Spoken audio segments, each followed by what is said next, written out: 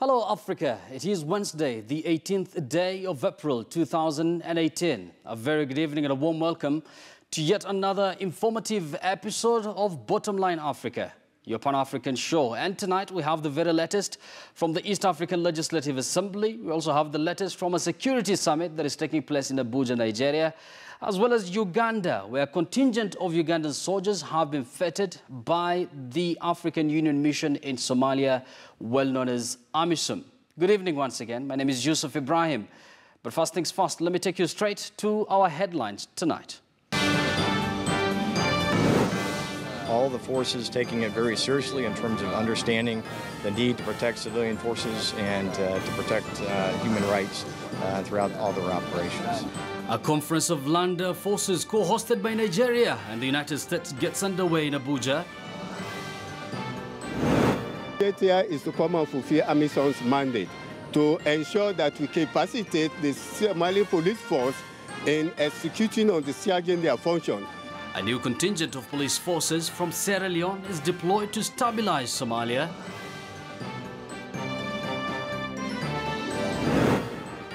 Tonight we'll tell you how two families in Rwanda reconciled 2 decades after the 1994 genocide against the Tutsis. And tonight we're also going to tell you how the trolley has spelled relief for Moroccan women porters who cross goods on the Africa-Europe border.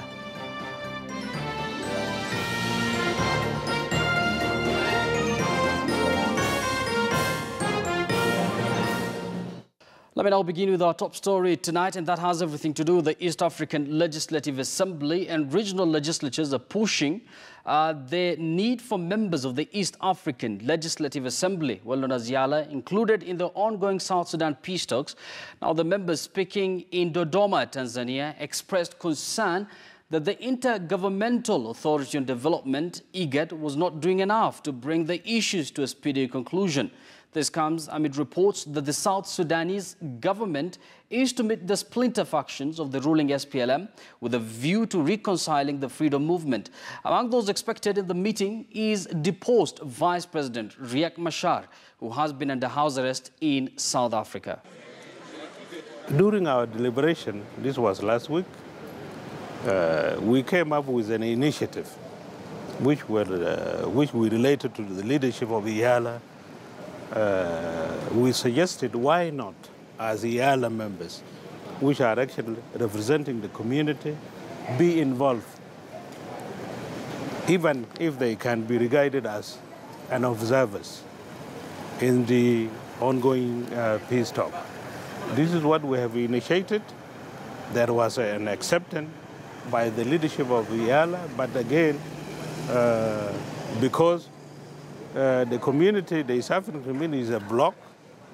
When you talk of IGAD, is another bloc, which we need also to consult if they can allow us to also be part of the process, because we have a very big concern in this, because as community, the 6 member state, South Sudan is a member of this community, part of this community. And if it is in conflict, it is affecting the whole region. Of course, there is a lot of frustration because the steps that have been taken so far have not brought the desired results. So even the member states themselves are frustrated with the slowness and the stubbornness of some of the players in the South Sudanese the peace process. So I know that the stability of the partner states which are not stable is a priority for the East African community. Members from South Sudan should engage the leadership of the East African Legislative Assembly to cause a team of members of the East African Legislative Assembly to constitute a team which should go and offer some observer status if need be, but also mobilizing. And I've been very emphatic in my ways of engaging the colleagues from South Sudan that wars will not solve the problems of South Sudan. It is talking to each other. It is sitting together, talking to each other, agreeing that we may be diverse in our ways of agreement, But the ultimate end is realizing that we are all Sudanese. We must work together for the stability of South Sudan. And I think this is one of the reasons why the summit admitted South Sudan. Now, a conference co-hosted by the U.S. military and aimed at boosting cooperation between military forces of countries fighting extremist groups opened in the Nigerian capital of Abuja today. Our top military officers from at least 30 African countries and some top military chiefs from the United States and Europe attended the opening session of the 6th African Land Forces Summit with the theme, quote-unquote, Unity in Strength, combating Africa's security challenges. Now, the military leaders exchanged notes on threats in Africa, from Al-Shabaab in the east to Boko Haram in the west. At the opening, Nigeria's defense chief, Abayomi Olonisakin, urged Africa's army chiefs to develop and adopt a united approach to confront various emerging security threats on the continent. Olonisakin noted that a united approach became imperative as global security threats had continued to be volatile, uncertain, complex, and ambiguous. We are supporting the Nigerian armed forces through a number of different means, whether it's work with respect to civil military operations support, counter-IED training, to engineer support, to logistics training and support, as well as advanced infantry training. And so it is a vivid example of all the forces taking it very seriously in terms of understanding the need to protect civilian forces and to protect human rights throughout all their operations. There is no doubt that the Boko Haram terrorists have been defeated, and they don't have that capacity. If you talk of insurgency, we know that insurgency has been defeated in Nigeria. They are on the run. We are following them. The remaining enclaves that are still, where they are running, we are still pursuing them. And in particular, the Lake Chad areas, the multinational joint task force is fully deployed. Meanwhile, a contingent of 145 police officers from Sierra Leone have arrived in Somalia yesterday as part of a surge capacity that will implement policing programs in south-central Somalia. Now, all the 145 officers from the formed police unit, that is FPU, traveled to the port city of Kismayo to join an advance team of 15 officers who had arrived earlier. This is Sierra Leone's biggest police contingent to Somalia since it started deploying peacekeepers to the Horn of Africa country. The additional officers have been deployed in response to the United Nations Security Council resolution adopted in 2017, which approved an increase to a maximum of 1,040 in the number of police officers serving under the African Union mission in Somalia.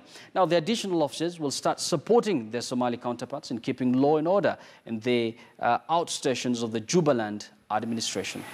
The gesture that Sierra Leone has done, we expect other countries, police contributing countries to do this, because we are expanding our operations. We are moving away from Mogadishu, we are going into the states and moving away from the states deep into the districts. And we need them because they will be helping us with the movement, with the operations. We know we are here for peace, and by the grace of Allah, we will have peace in this country. We are ready to do the task that we are coming for. And I'm sure we are still ready to keep the peace in this area, this vicinity. The mandate here is to come and fulfill AMISOM's mandate to ensure that we capacitate the Somali police force in executing on the discharging their function. And for them particularly, they are going to Jubaland, Kismayo, where they are going to help the Jubaland Police State Force. It's a state police force, regional state police force there. Over to Uganda now, and this is a story that's still in line with AMISOM. Now, a contingent of Ugandan soldiers has been affected by the African Union mission in Somalia, that is AMISOM, for distinguished service at a medal award ceremony held in Somalia's capital, Mogadishu. Now, these soldiers who have completed their tour of duty are part of a battle group 21 of the Uganda People's Defense Force, who are tasked with securing Mogadishu and neighboring regions. The AMISOM Deputy Force Commander in charge of support and logistics, Major General Salvatore Harushimana, while commending the outgoing troops, reiterated the commitment of the African Union towards ensuring a safer and stable Somalia. He lauded the troops for performing their duties with diligence. I would like to appreciate what you have done, what you have gone through for the last 1 year. You made the flag of our country flying. You have shown to the international world that Africa can make it possible. When we were coming here in 2007, we were told by the Western media that this mission had failed on arrival.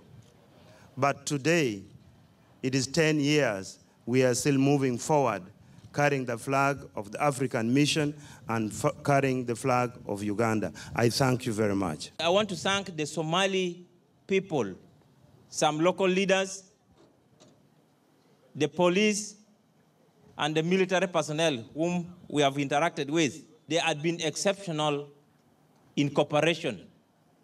At whatever moment we could call them to come and operate with us, they were really available.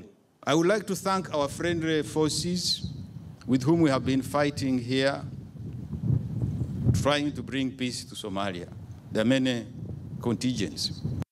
Away from Uganda and AMISOM, and more than 200 people have fled violence in the English-speaking southwest region of Cameroon since Friday to find refuge in the littoral region in the French-speaking zone. Now, many fled after hearing sporadic gunfire that seemed not to stop. The unrest in Cameroon began in November 2016 when English-speaking teachers and lawyers in the northwest and southwest regions, frustrated with having to work in French, took to the streets calling for reforms and greater autonomy. The situation degenerated with separatist calls for independence and the rise of an armed separatist movement, prompting a crackdown of the military. The people of the southwest these days live in fear and trauma. The gunshots. Even those who had never had a gunshot follow the gunshots. And you know now, people live in the fields, in the bushes. Why? Because they flee the conflicts between the rebels and the army. D'après les premières déclarations, according to the first statements, they followed gunshots and started to be scared, panic, and they fled. We took care of a majority of children and women and also few men. Beaucoup des enfants et des femmes, nous avons commencé avec d'abord l'identification, le recensement de tous ces personnes. First, we started with the identifications. Our accounts of all the people and the competent services also. Health doctors and others began some psychological recovery with the rebuilding of confidence of its population. Une certaine remise psychologique avec la remise en confiance de tous ces populations. Over to Gambia now, and victims of Gambia's former president Yaya Jammeh marched to demand justice in front of Gambia's Supreme Court in Banjul, where they also paid tribute to missing victims of the regime of a former president. Now, Gambian Justice Minister Abubakar Tembedu joined a similar protest a week ago as scores of protesters took to the streets demanding justice for atrocities committed during the reign of former President Yaya Jammeh. Now, the over 150 young protesters marched in memory of over a dozen students who were killed in April 2000. Local media portals report that aside from the deaths, 30 other protesters were injured but have yet to get justice. The deaths, which were recorded over 2 days, that is between April 10th and 17th and 11th, 17 years ago, were believed to have been on the orders of Yaya Jammeh himself. As part of the commemoration, a music concert was held after the march. It's a peaceful vigil that we came to do just to show the government that we are concerned about our missing persons, the people that were missing and the people that they exhumed their bodies, and up till now they haven't given back the bodies to the families to bury. So that's the reason why we're here, just to show the government that we want answers to our questions. Where are they? Where are the bodies? Whatever victims, we all went to the police headquarters to open case files, but nothing has been delivered to us since. We just sit and hear news on the radio and all that. And those things, you should have a channel to disseminate those informations. You have to talk to the families directly. You don't just disseminate information over the air like that. So we feel that they are not communicating with us, and we want to be communicated to. Now over to some interesting reports now. A plea for forgiveness and an unexpected marriage have brought two Rwandan families together. 24 years after the genocide that claimed more than 800,000 people, mostly Tutsis, in Rwanda. Now, Voice of America reporter Edward Rwema recently visited Rwanda and has the story of how the son of a confessed killer, yes, you heard me right, married the daughter of a family who lost relatives at the hands of the father. Here's the report. Take a look. The village of Buguri is just a few kilometers away from the Rwandan capital, Kigali.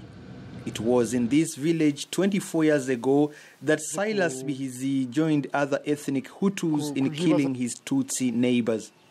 Among those murdered was Valence Rukiriza's brother, the man's wife, and their 3 children. Bihizi was arrested in early 1995 for actions he has come to abhor and spent 13 years in prison. He was released to face a community-based court that included victims' relatives and friends set up to speed prosecutions in the genocide. During the trial, he confessed, asked for forgiveness, and was sentenced to 13 years, which was the time already served. Among those who participated, I was among them.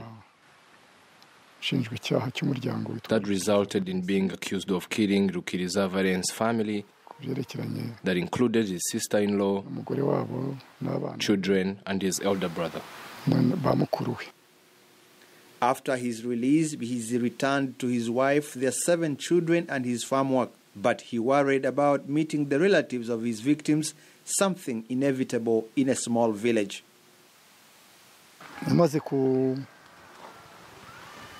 After my release, I decided that confessing to a crime during trial wasn't enough. Then I decided to go to the home of those that had endured a lot because of my crimes and ask for their forgiveness.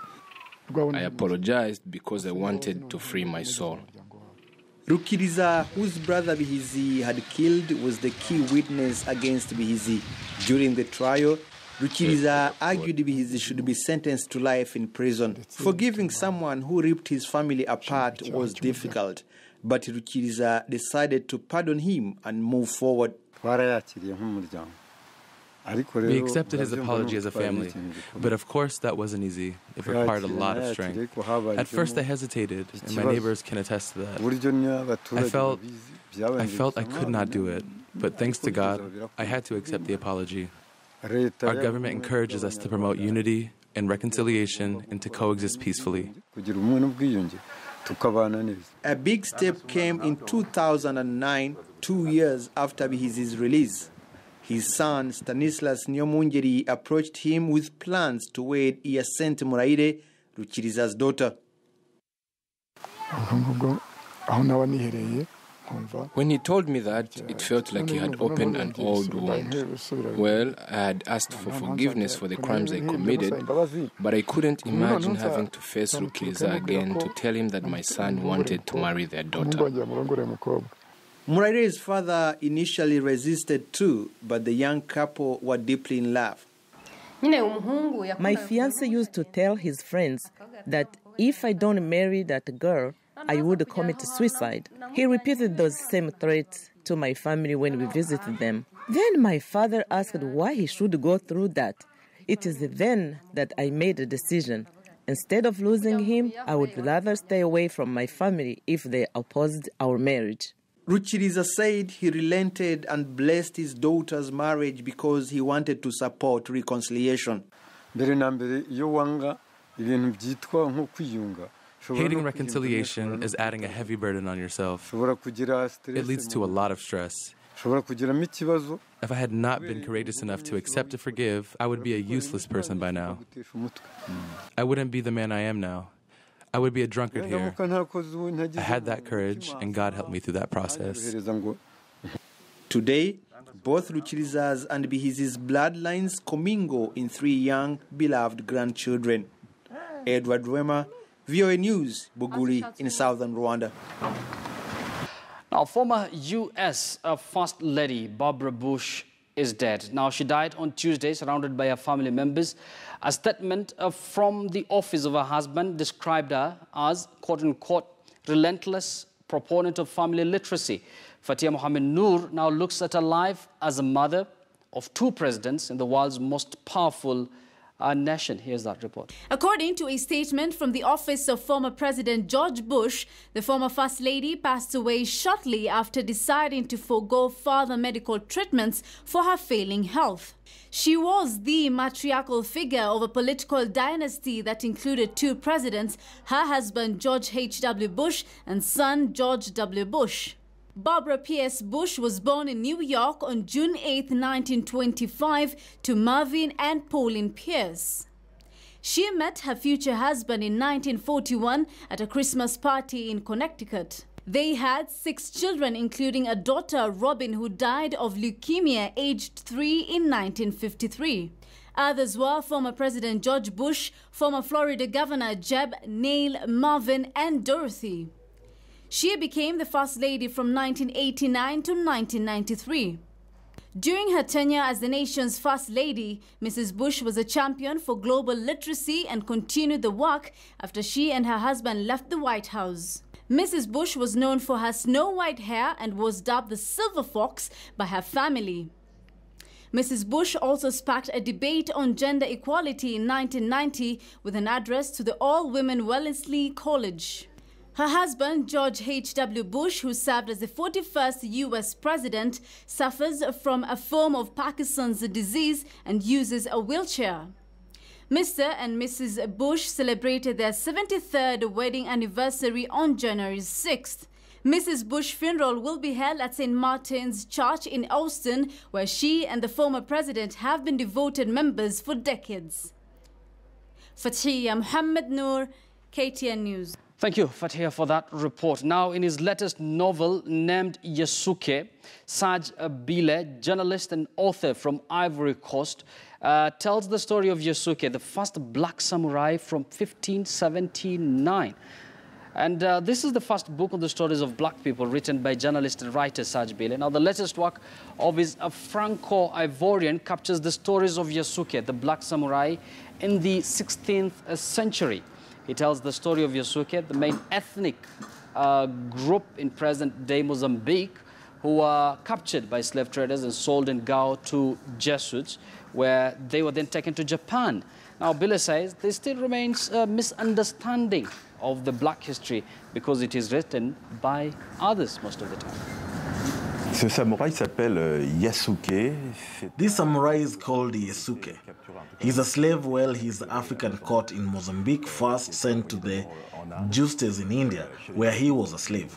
The Father General of Justes, who tours different missionary locations. The missions go from Ethiopia to India, passing through Mozambique, went to Japan, and brought this slave, Yasuke, with him. Il s'est rendu au Japon et il a emmené cet esclave avec lui, Yasuke. Ils sont partis à Kyoto voir le... They traveled to Kyoto to see the Supreme Commander of Japan for the first time, whose name was Odane Maudogoro. And there, the Supreme Commander was fascinated by his man because he was black. He had never seen a black man before. He made Yasuke wash himself repeatedly. He asked the suits if he could keep him with his service, and this is how Yasuke became a samurai. Yasuke est devenu samouraï. J'aime bien raconter. I like telling the forgotten stories because I think we had a role in history that has been obscured. Because as we know, history is written by the victors, and the victors only focus on their own suffering. When we speak about the Second World War, we speak about those who suffered in the greatest number. We forget the Senegalese, those who had an important role, the black men who were deported. We forgot a lot of things because there is this selective memory that I want to bring back, that forgotten memory. Let me now take you straight to the north of this continent, and to be specific, Morocco, where for years thousands of Moroccan women reporters have crossed the border every day into Ceuta, a Spanish enclave perched in the northernmost tip of Morocco. But now an initiative is seeking to ease the burden of the work. Here is Fahmo Mohammed with the details of that report. It's a form of hard labor that has provoked an outcry. Moroccan women bent double, overburdened by goods approaching or exceeding their own body weight.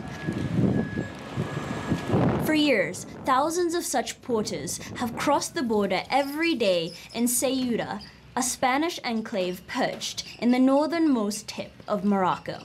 But now an initiative aims to ease the burden by encouraging the women who are paid to exploit an anomaly in Moroccan law to use trolleys. On a hill towering above the Mediterranean between Ceuta and the Moroccan town of Findiq, Najat, who is in her 40s, waited to pass routine checks at a small pedestrian border post. Ceuta emerged as a military and commercial port under the Spanish rule dating back to the 15th century. Today, it has a population of around 85,000, enjoying a degree of autonomy from Madrid. Najat, who is armed with her new wheels, welded locally, the device is much more durable than trolleys sold in shops. She's enthused. For the past 5 years, Najat has been entering the Spanish enclave twice a week, arriving back several grueling hours later with bundles of goods. She makes around 20 euros for a daily round trip, delivering the items to merchants, approximately the same cost as her new trolley. While goods brought by vehicles from the European Union are subject to import duties at the Moroccan border, items taken on foot are exempt. Under pressure from NGOs following a string of incidents, including deaths, traders and authorities in Ceuta launched the trolley initiative this month to complement a raft of other reforms. At dawn, a group of 100 women were the first to cross the frontier to a commercial zone just inside the Spanish enclave. The zone was built in 2004 to reduce congestion in the center of Ceuta. Mental hangars house an array of merchandise, clothes imported from China, cleaning products, basic food items, and decorative items. The exploitation of porters began in the early 2000s and hasn't stopped growing since then, President of the Morocco-based Northern Observatory for Human Rights said. Other reforms include a daily limit on the number of porters crossing the border and alternating days for men and women. At least 4 women porters were trampled to death last year in stampedes at the border post, the only land frontier between the EU and Africa. Private security agents have been employed in the commercial zone, paid by local traders and the authorities in Ceuta. Fahmo Mohammed. Thank you, Fahmo, for that report. And before we end part 1 of this program, over to our images of the day. And tonight our images come from London, which is hosting the Commonwealth Summit. The Royal British City has been displaying an array of flags from all the 52 Commonwealth countries. Now, the Commonwealth Heads of Government Meeting 2018 is the current and 25th meeting of the Heads of Government of the Commonwealth of Nations. Ahead of the Commonwealth Heads of Government Meeting, millions of people came together to celebrate Commonwealth connections through food, among other notable activities, in a special award in which Her Majesty, the Queen, recognizes outstanding volunteers across the Commonwealth. Now, one outstanding volunteer from each of the 52 Commonwealth countries have been recognized every weekday from Thursday 1st, that is February, in the run-up to the Commonwealth Heads of Government meeting, which is expected to run until Friday, 20th of April.